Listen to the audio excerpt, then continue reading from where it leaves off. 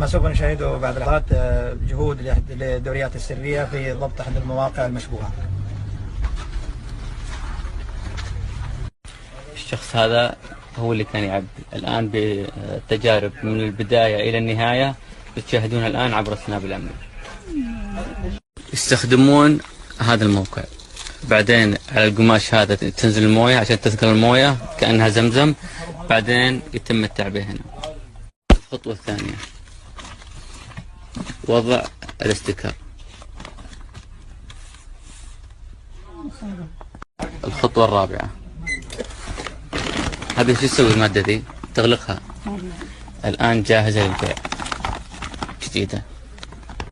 الاحتراف في التزوير، وجود هذه الكراتين، كذلك طباعة مفصل نقل جوا والموقع الإلكتروني.